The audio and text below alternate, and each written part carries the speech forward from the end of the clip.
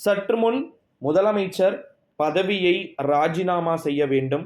பரபரப்பு தகவல். வீடியோவை முழுமைக்குமே ஸ்கிப் பண்ணாமல் வந்து பாருங்க. என்னடா ஆளுக்கு முதலமைச்சர் பதவியை ராஜினாமா பண்ணணும், முதலமைச்சர் பதவியை ராஜினாமா பண்ணணும்னு சொல்றீங்க. எங்கள் தலைவனுக்கு அது இல்லை பார்த்தியா? என்ன ஒரு இதை சிரிச்சுக்கிட்டே சொல்கிறீங்களேன்னு நினச்சிக்க கூடாது.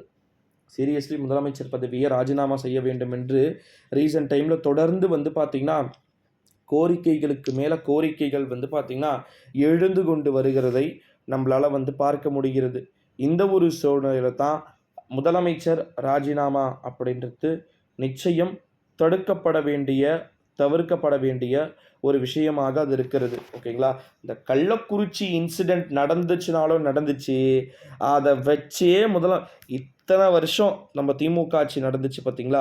இத்தனை வருஷம் நடக்காதது இப்போ நடந்துருச்சு. அதுதான் மிக முக்கியமான கான்செப்டாக பார்க்கப்படுது.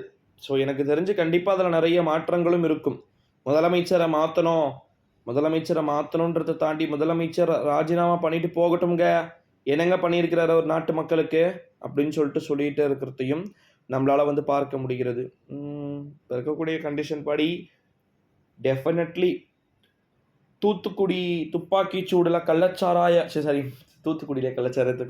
தூத்துக்குடி துப்பாக்கி சூடு நடந்த பிறகு எடப்பாடி பழனிசாமி என்ன கிழிச்சிங்க நீங்களாம் பேசலாமா அப்படின்றது தான் இப்போ இங்கே பிரச்சனையாக போயிட்டுருக்கு. ஸோ பேசலாம்.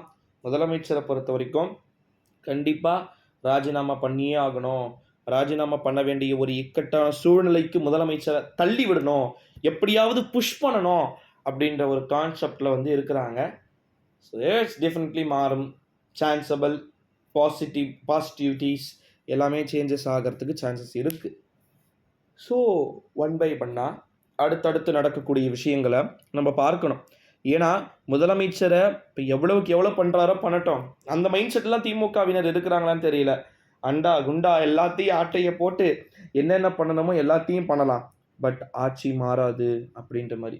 எதுக்கு ஆட்சி மாறாதுன்னு சொல்கிறேன்னா, எவ்வளவு நல்லது பண்ணாலும் எவ்வளவு கெட்டது பண்ணாலும் எங்களை மக்கள் தேர்ந்தெடுக்கிறார்கள்.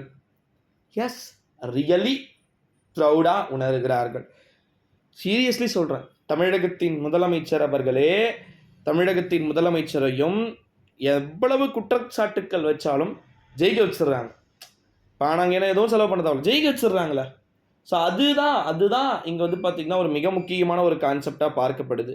ஸோ அதுக்காக எக்ஸெட்ரா பார்க்கலாம் என்ன நடக்க போகிறது அப்படின்னு சொல்லிட்டு. ஓகேங்களா?